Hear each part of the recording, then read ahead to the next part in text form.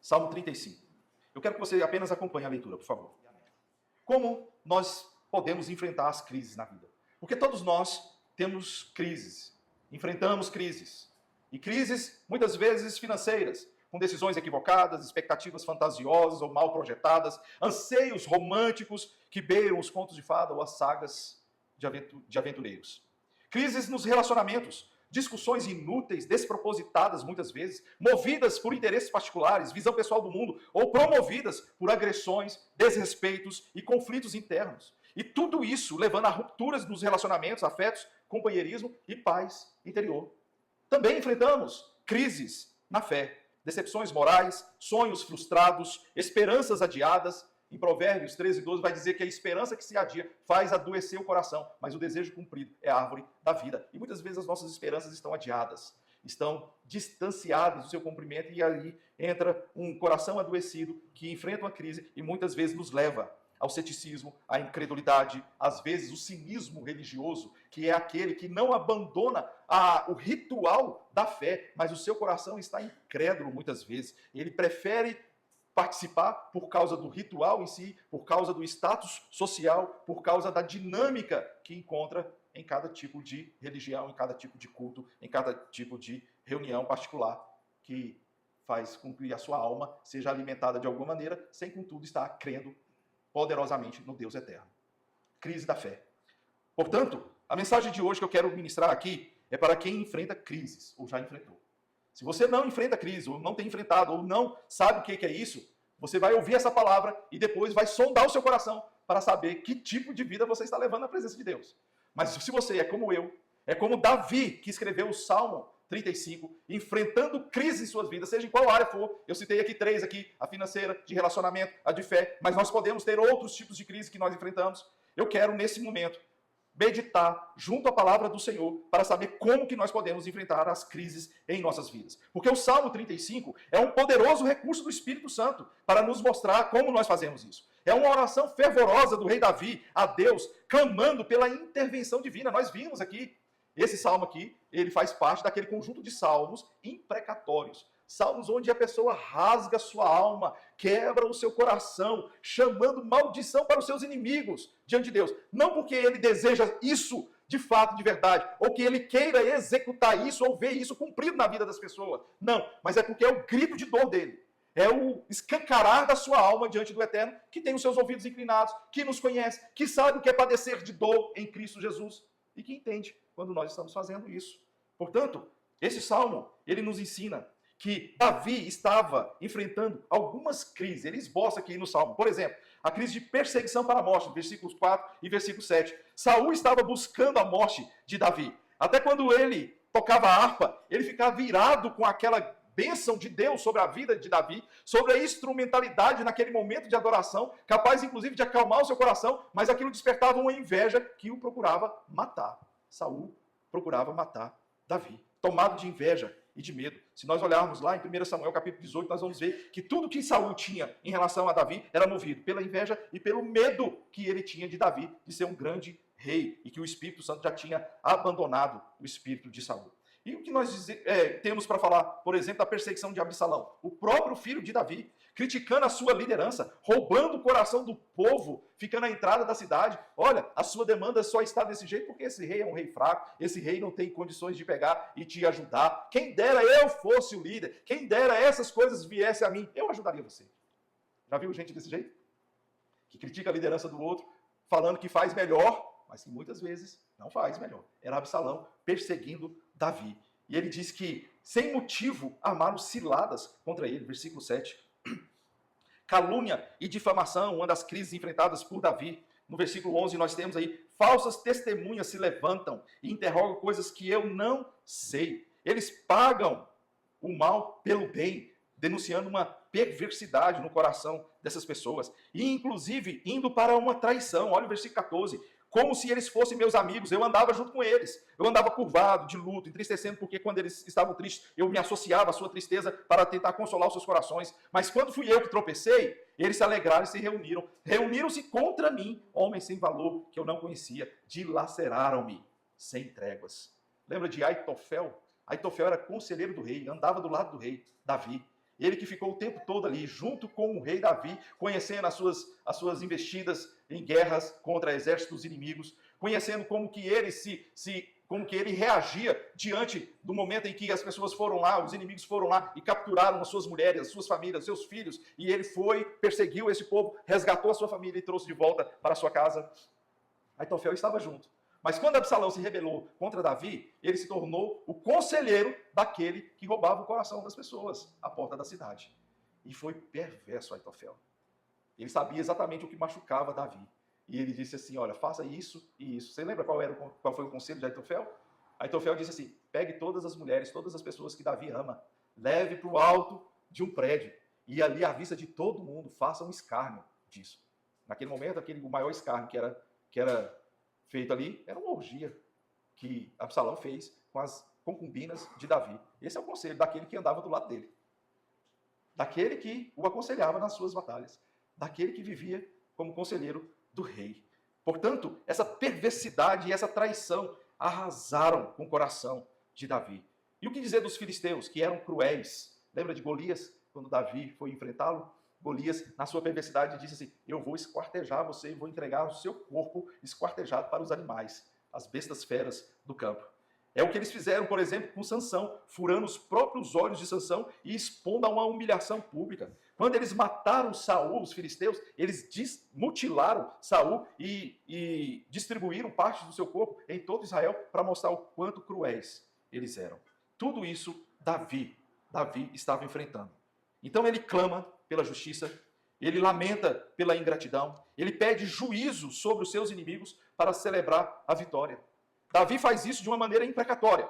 Agora, obviamente, ele faz isso não para ele ser um instrumento de juízo, não para ser um instrumento de execução disso que está no coração dele, mas para derramar e saber que Deus é o seu vingador. E é desse jeito que nós aprendemos como enfrentarmos as crises em nossas vidas. Eu quero pensar a respeito disso, trazendo que nós precisamos desenvolver confiança e plena satisfação em Deus. A primeira coisa que Davi fala, depois que ele fica pedindo para Deus, empunha a lança, levanta, Senhor, lembra, acorda, desperta, é o desespero da pessoa. Mas quando ele sai desse ciclo de desespero, ele diz no versículo 9, a minha alma se alegrará no Senhor e se regozijará na sua salvação. Lembra do Salmo 16 que nós lemos aqui no início do culto?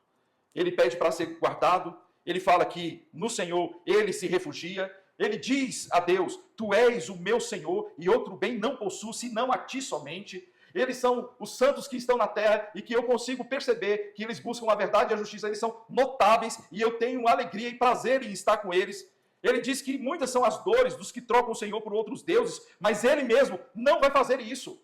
Então ele se coloca diante do Senhor e quando ele faz dessa maneira, no versículo 11, ele diz, tu me farás ver os caminhos da vida, na tua presença a plenitude de alegria, à tua direita há delícias perpetuamente. O Senhor é o bem supremo do homem. Davi, portanto, ele, no versículo 9 também, ele diz assim, aliás, no versículo 3, ele diz assim, diz a minha alma, eu sou a sua salvação, e no versículo 9, e ela se alegrará no Senhor e se regozijará na sua salvação. É o primeiro passo. É aprendermos a desenvolver uma satisfação em Deus. John Piper escreveu um livro, Plena Satisfação em Deus. E ele diz assim que Deus é mais glorificado em nós quando nós estamos mais satisfeitos nele. Deus é mais glorificado em nós quando nós estamos mais satisfeitos nele. Quando Davi está fazendo essa imprecação, quando Davi está enfrentando essas crises, quando Davi está expondo isso para Deus, ele clama por algo que venha satisfazer a sua alma. E o que vem satisfazer a sua alma? A salvação em Deus. Senhor, fala comigo. Mas não fala assim, eu vou te vingar. Não é isso que ele pede. Ele fala, diz para minha alma que o Senhor é a minha salvação. No Salmo 51, quando ele está profundamente entristecido por causa do pecado que ele cometeu com Batseba, ele fala que os ossos deles estavam moídos. Ele diz assim, Senhor, restitui-me a alegria da salvação. É quando nós damos este passo para desenvolver a intimidade com Deus, para conversarmos com Deus, para nós descansarmos o nosso coração em Deus, para que ouçamos da parte dele as nossas vidas. Eu sou a sua salvação. Então a nossa alma se alegra. Então nós nos regozijamos na salvação do Senhor. É quando nós percebemos que ele é o nosso pastor que nos toma pelas mãos e que nos prepara para vencer o vale da sombra da morte, que nos prepara a olhar para os montes e confiar que Ele é o socorro bem presente, é o Senhor que está em todo o tempo conosco, que nos consola de fato e de verdade. É quando nós nos quebramos em oração, quando nós louvamos a Deus, quando nós usamos a palavra, por exemplo, dos cânticos que nós entoamos, como uma ministração profética sobre a nossa alma. Porque muitas vezes cantamos aqui de maneira automática, mas quando nós percebemos aquela letra ali e passamos a estar na presença de Deus, quebrantados, usando aquilo ali como uma ministração profética em nossa vida, assim como nós também lemos a palavra de Deus. Olha só, o Salmo de número 1. Que coisa maravilhosa! Leia o Salmo de número 1, dessa maneira quebrantada, dessa maneira profética. Diz o texto aqui, olha, bem-aventurado é aquele que não anda no conselho dos ímpios. Senhor, eu não quero andar no conselho dos ímpios para eu ser bem-aventurado, feliz.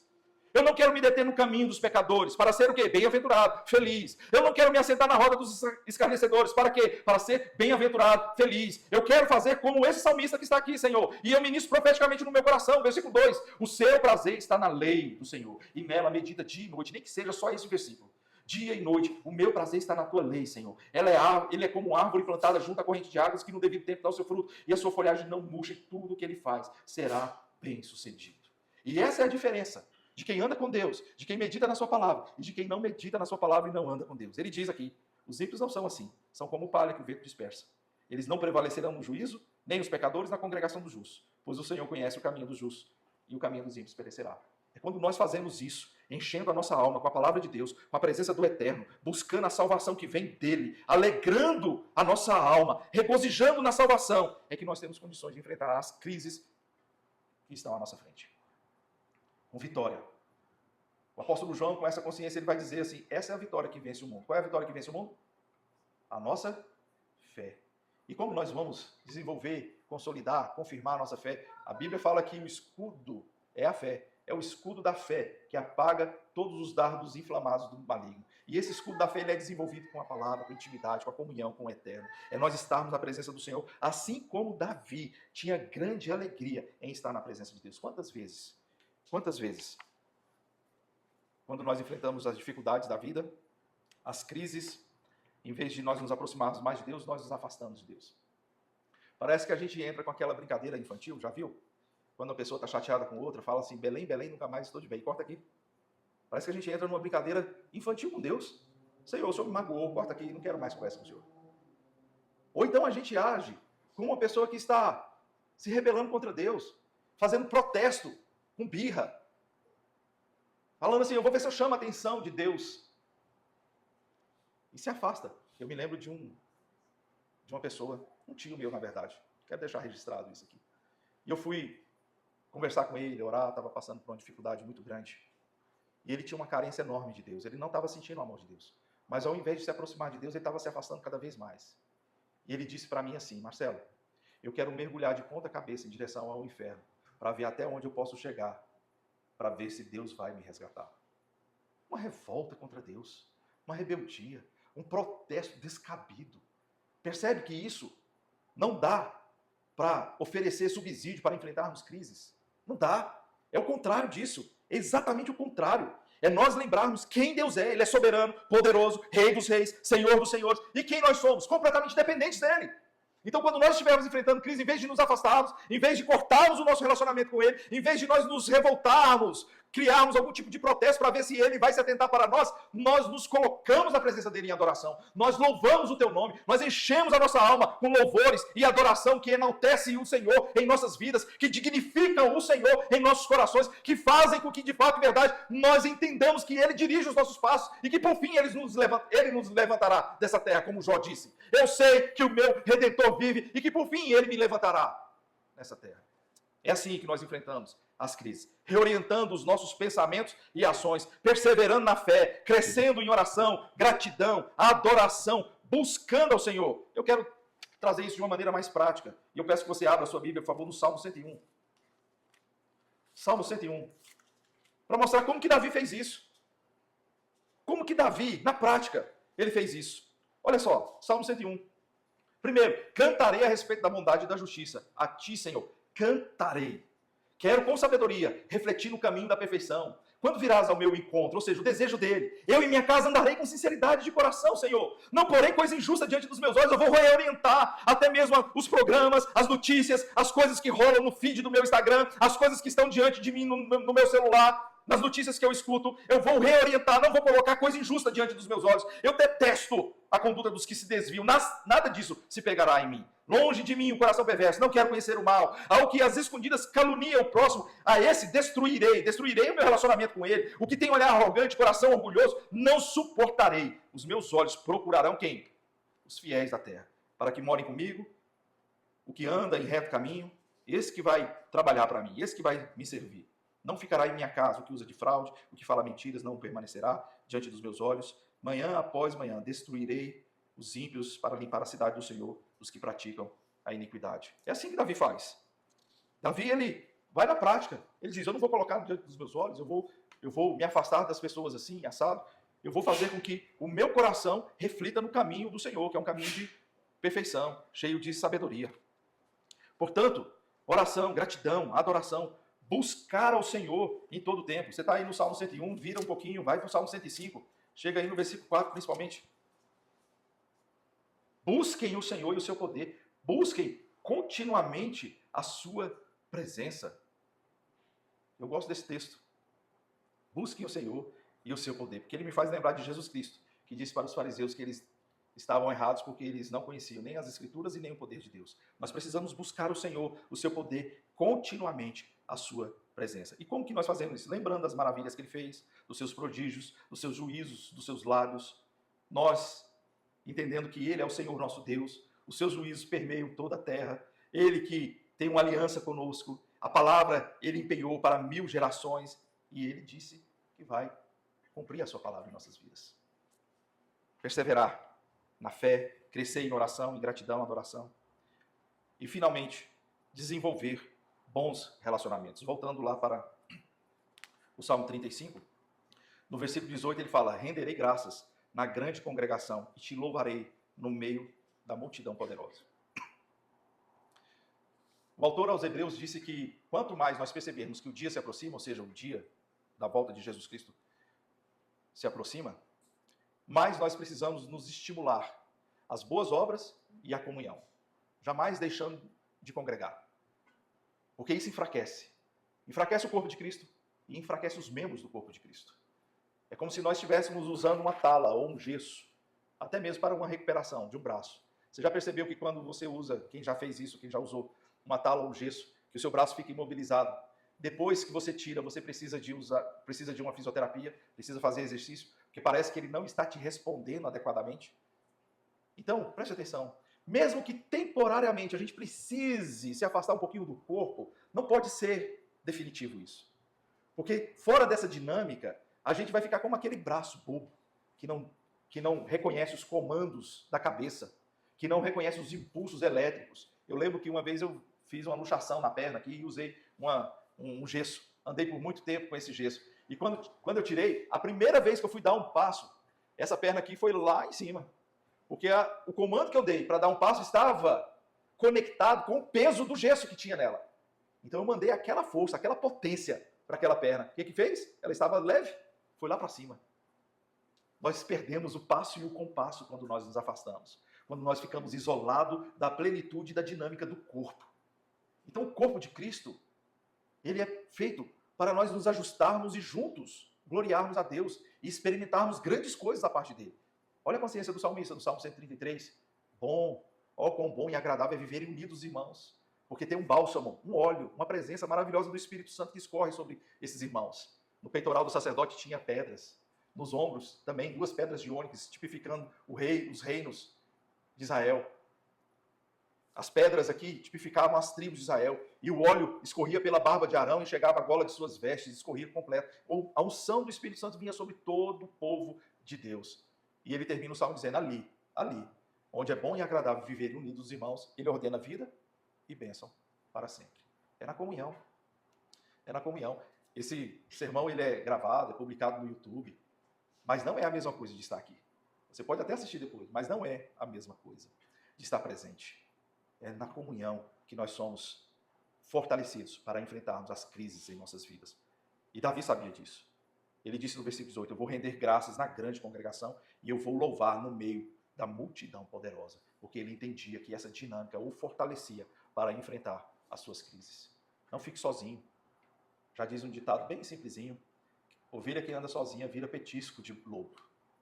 Ovelha que anda sozinha vira petisco de lobo. Não fique sozinho, não enfrente suas crises sozinho, porque você não vai ter força suficiente para isso. Presta atenção. É na multidão dos conselheiros que nós encontramos sabedoria. É quando nós estamos unidos que o Senhor opera vida e bênção sobre nós e nos fortalece para vencermos as grandes dificuldades que nós encontramos e crises que nós enfrentamos. Por fim, ele diz, e a minha língua celebrará a tua justiça e o teu louvor todo o dia. Precisamos aprender a celebrar, louvar e adorar a Deus. Para nós enfrentarmos as crises em nossas vidas, nós vamos aprender a desenvolver a nossa confiança e satisfação na presença de Deus. Nós vamos desenvolver os nossos relacionamentos na presença de Deus. E nós vamos aprender a celebrar, adorar, louvar ao Senhor em todo o tempo. Em todo o tempo. Ele fala aqui, o teu louvor todo o dia. Durante a semana, louve ao Senhor. Entoe cânticos espirituais, em nome de Jesus, irmãos, em nome de Jesus. Principalmente nessa época de férias, né, nós vamos para clubes, praias, e as pessoas colocam tanta música ao nosso redor, e a música ela tem a capacidade de entrar na nossa alma. Eu lembro uma vez que a gente passou uma temporada longa, inclusive lá em Caldas Novas. Se você não conhece Caldas Novas, você está perdendo. Lá é bom. É tão bom que eu fiquei lá 18 dias, imagina, 18 dias em Caldas Novas. É uma loucura. Naquela época, o hit do verão era uma música do Michel Teló. Lembra? Delícia, delícia, assim você me mata, lembra disso? 18 dias ouvindo isso, dia e noite. Ia para um clube, Michel Teló. Ia para outro, Michel Teló. Ia para outro, Michel Teló. E aquilo impregnando na minha vida. Cheguei em casa, já não aguentava mais. Quando eu abri a geladeira que eu vi a margarina delícia, nunca mais eu comprei na minha vida.